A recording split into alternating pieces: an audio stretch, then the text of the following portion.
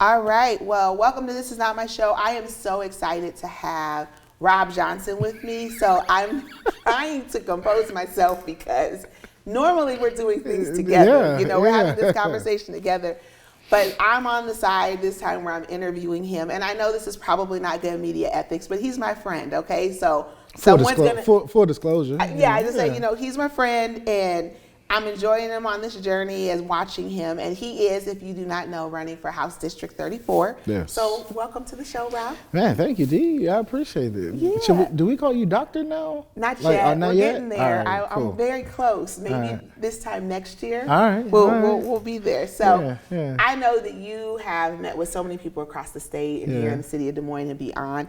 But for someone who has said, I've never heard of Rob Johnson and I don't know who he is, tell us a little bit about yourself. Well, I'm a dad. I'm an uncle. I'm a friend. I'm a brother. I'm a community activist. I am someone who believes in God. I put my faith really into the root of my belief in God and how I operate. I'm a man who have made mistakes, who have tried to rectify wrongs, do the right thing, serve my community. We are the originators of the Rob Johnson Gas Giveaway.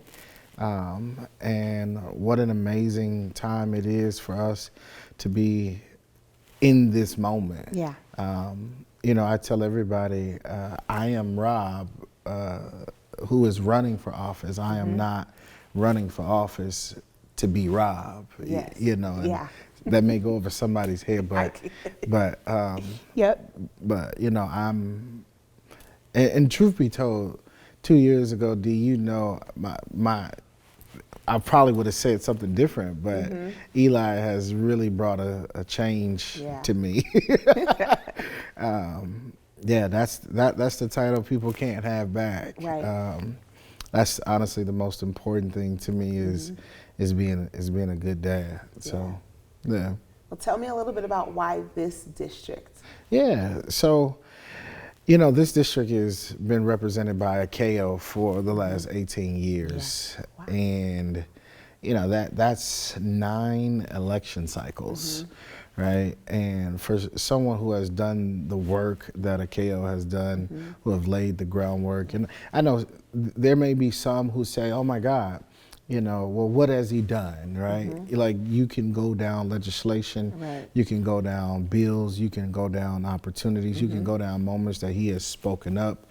It doesn't mean that he has won every single one of those moments, but he has probably changed a lot of minds in the city.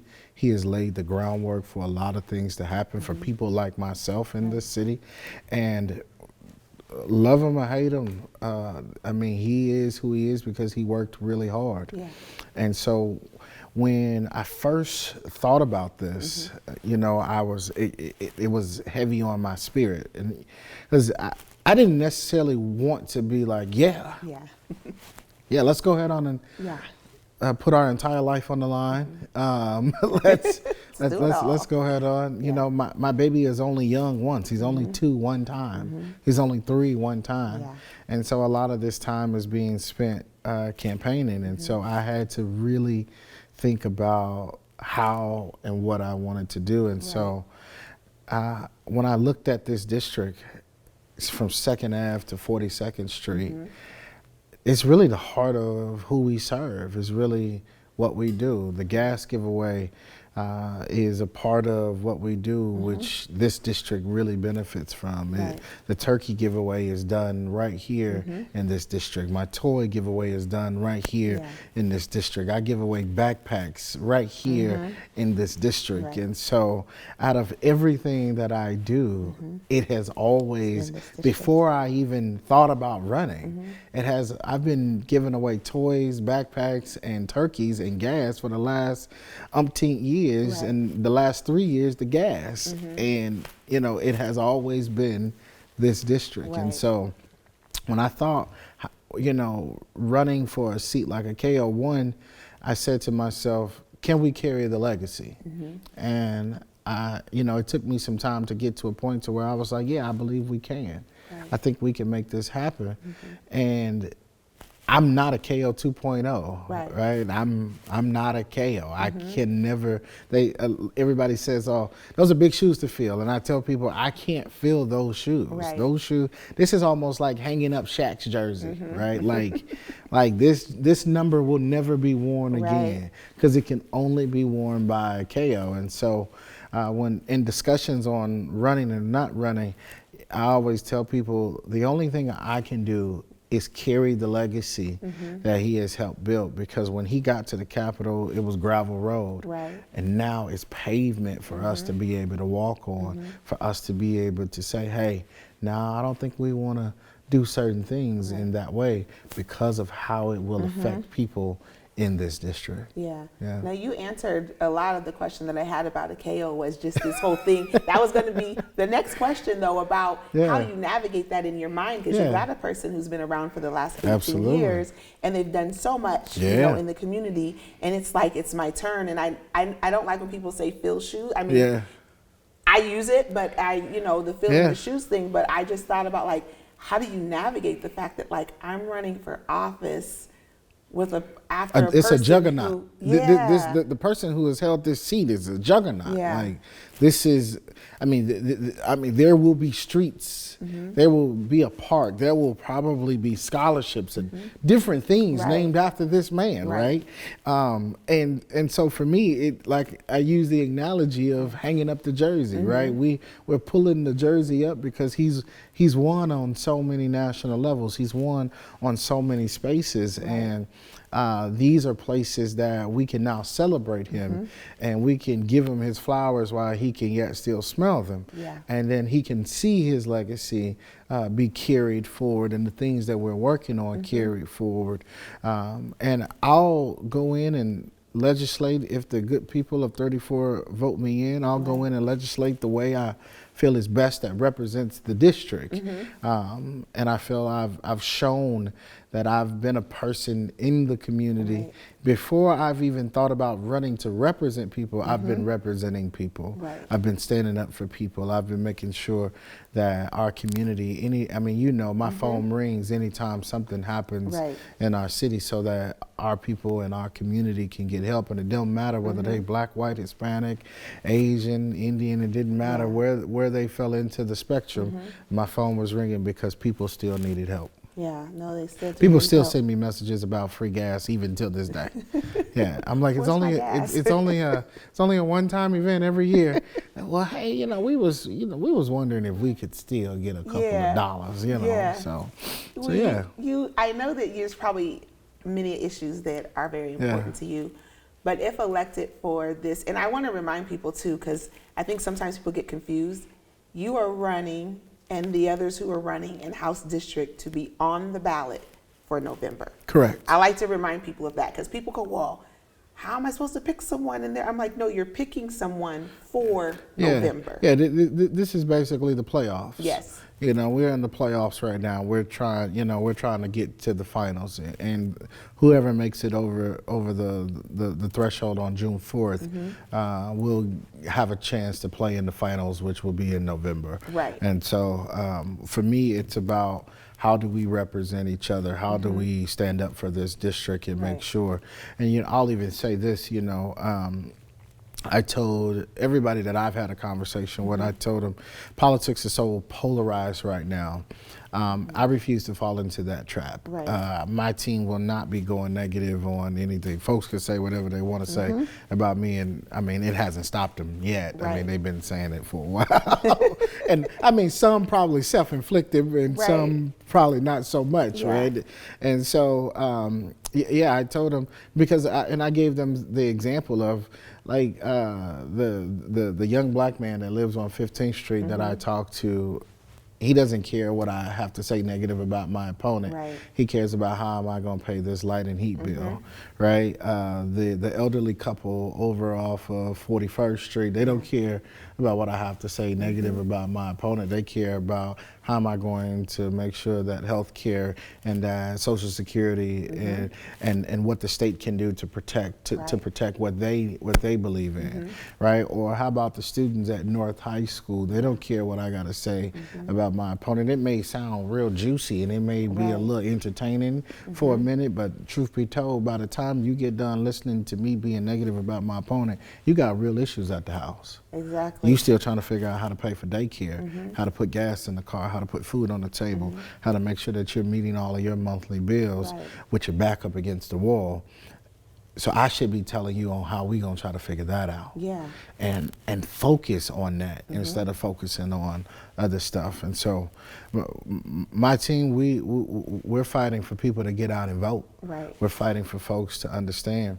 One of my major things that you know is mental health. I was 51st in the country in mental health. There's only 50 states. There's only 50 states. We're 51st, which means we are behind. I know it's not funny, but no, it is when you say it that way. It's like it's only 50 states in the country, and we fall behind the U.S. territory. Right. Oh. Iowa does, right? The place that we live. Wow. Let me break this down real quick. There are 150 people, 100 representatives, 50 senators that make the decisions for 3+ million people in this state. So I just want to put this in perspective. Right. That's like 3 or 4 classrooms at a middle school. Yeah.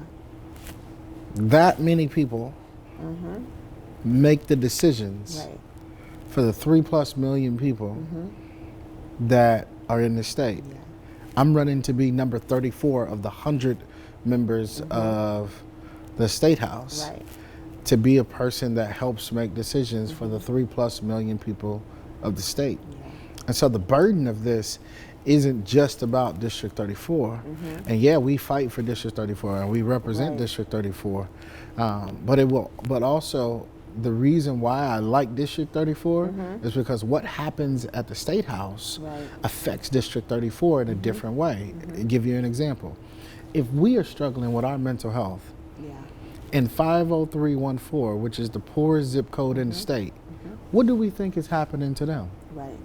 The most vulnerable population of our people, doesn't matter which color, the most vulnerable population of our people are within that zip code. Yeah.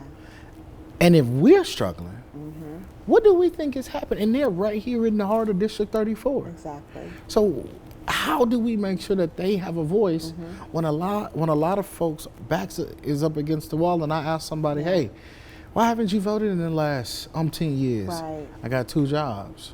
I'm taking care of 3 kids. Wow. And let's not forget, one of my parents are ill, or I got an aunt that raised me, or a grandma that raised me that's not doing well, right? Or I got a kid that's dealing with some issues and I'm trying to find some help. Right. And the closest mental health facility is 4 hours away in Sioux City, or I got to leave the state and go to Kansas City. Yeah. We're in a crisis. Right. Like, we're in a really, really bad crisis right now. And I'm not talking about mental health because I'm running. I've been talking about mental health ever since we did Code Red. We are in a problem state. But what I love about it is that we got some hope. There's some hope on the horizon. Yeah. There's a moment where we could see the light at the end of this tunnel. Right. And I'm telling the folks in District 34, I really need you to show up and vote, because if you do, we got the chance to do something historic. Yeah. I tell everybody, I'm not a rich man. I ain't got a bunch of money, so I ain't got no financial power, right? I don't really have any political power, right? I'm running. This is my first time running, trying to represent this district, right? So the only thing I got left is people power, right?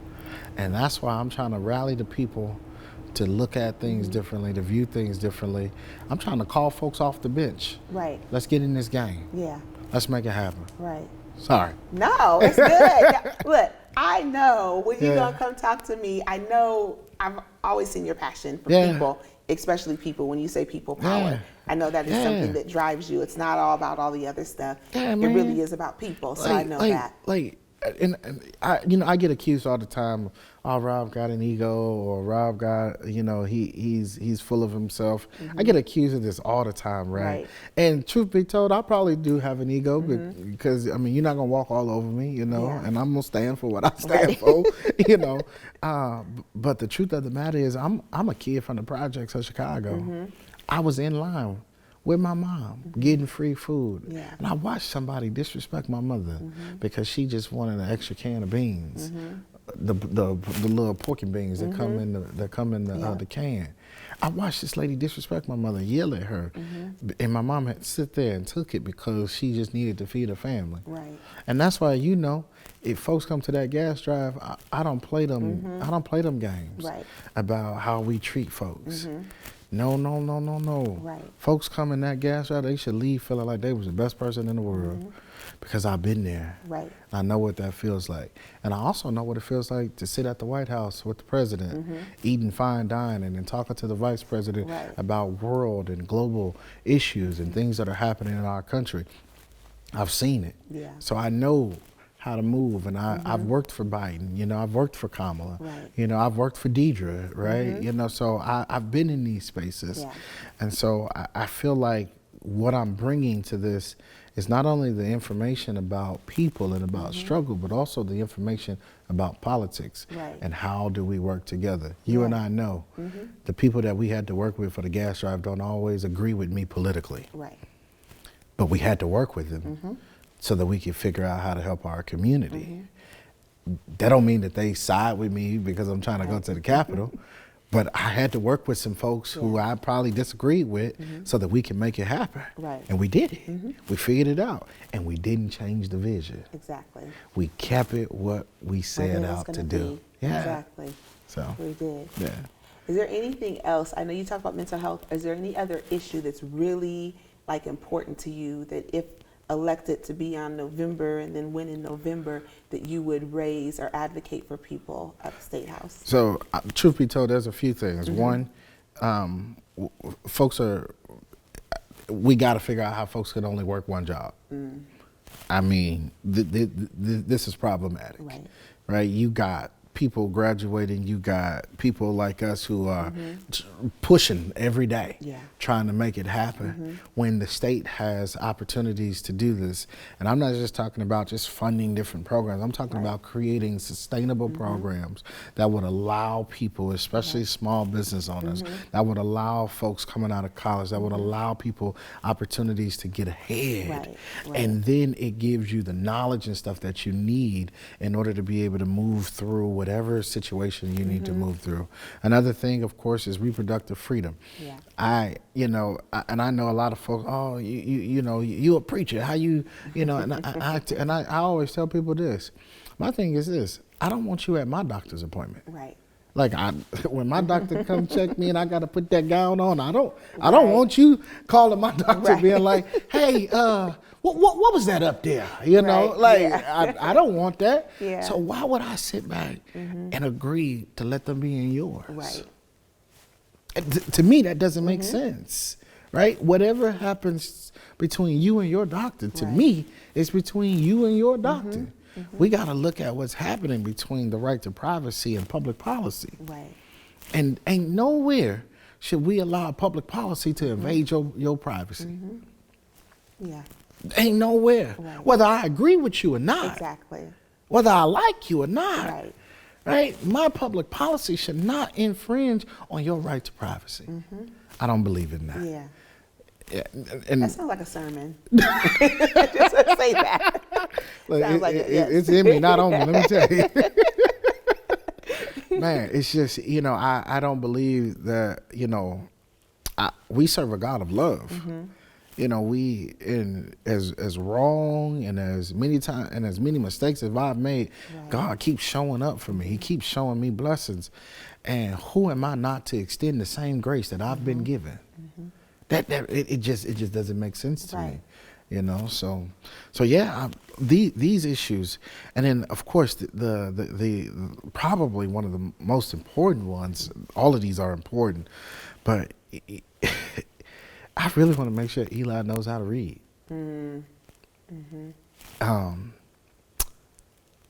I sit there and read to this baby, and I look at Eli and I'm like, man, if we don't figure out how to make sure our teachers are taken care of, because we got to make sure our students are taken care of, but if we don't make sure our teachers are taken care of, and this baby has the potential to struggle. Yeah. I can only do so much as a parent and at home. And I read to him, and we're gonna have our moments, but I really want to make sure this baby is prepared. Yeah.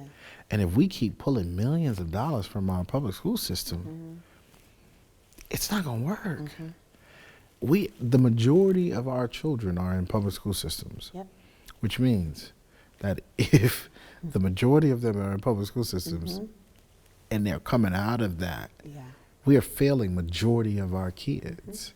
So which means that there's only a few of them actually being prepared to go into what's happening in the world right now. Yeah. We're moving technologically faster than we've ever moved before. AI, Chat GPT and all of these other stuffs. We're moving, right? Yeah.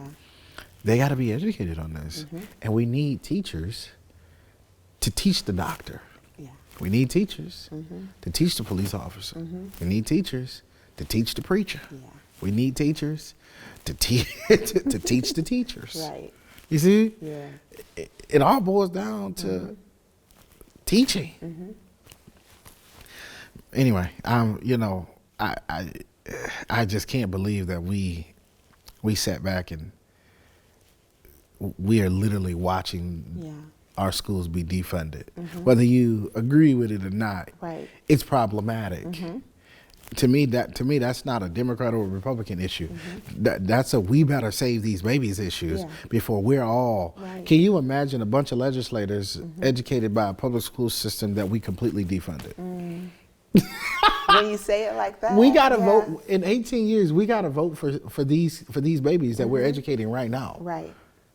Yeah. Like we have to vote for these kids that we're educating right now. Yep. And the truth of the matter is, are we really doing the best that we can do? Right. Should we be a little nervous on who coming in the next 20 years? Right. I'm just saying, we got to do something about that. Yeah. And I know 18 years from now, when Eli is sitting here and he says, Auntie D, if he's talking to you about the same stuff I'm talking to you about today, we failed. Like we have really failed. Yeah. And I mean, 18 years from now, when you're talking to Eli and he's sitting here, he better be talking about something different. I hope he is. I really hope he is. Yes. You and I both. Yeah. Because if he's not, then I've ran for nothing. Right. And I don't want that. Yeah. And I'm not going to sit back and let that happen. So. Well, I can always hear the passion in your voice when you talk about these issues and the things that are going on within not just our little community, but the state of Iowa as well. Yeah. How can people get involved to help you if they want to donate, if they want to door knock with you, if they want to attend events? How can they find out information? Yeah, so I always tell people the greatest nation in the world is donation. Greatest nation in the world is donation. Pass the plate from me. I realized that running a campaign is much more expensive than I had even imagined. And I remember, being on Deidre's campaign and looking at the numbers, and now running my own campaign, having to pay my own staff, G Suite and all of this other stuff. I'm like, man, this stuff is expensive. Yes. Just one mailer is $3,000, $2,600 for the yard signs, right? And so it's a moment where we're like, all right, and so unfortunately, I gotta raise money. And so I'm asking everybody if they would go to robjohnsonforiowa.com. Right there, there's a bright yellow button that says donate. And we're asking everybody you're going to see we're going to be doing these $5 Fridays on every Friday. We're asking 1,000 people to give us $5 every Friday, and so we're asking folks. We know that it's a sacrifice because everybody is struggling right now, and so we're just asking folks, if you believe in what we're doing, you believe in the passion that we bring. We're asking folks to help us out because we want to make sure that we're able to spread this message and spread this vision throughout the district. And then the other thing is we're asking for volunteers. Literally same page, robjohnsonforiowa.com. There's a volunteer button. I'm blessed because we had over 200 people sign up to volunteer with us, and just the other day we had 25 folks show up at a park with the ICISARETs and us and walk the entire neighborhoods on getting out the vote. And so really blessed, but we're always looking for more volunteers because we're looking for people to do postcards for us, thank you cards for us. We're looking for people to door knock for us, make phone calls for us. There's always a lot that we could be doing, and we are aggressive in our strategy on trying to make it happen. And I'm grateful. I want to shout out my team because I'm grateful to each one of them for what they're doing and how they're doing it, because let me tell you, they are really a blessing. They didn't have to do what they're doing, but they saw something in what we were doing and they chose to join on board, and I'm super excited to have them.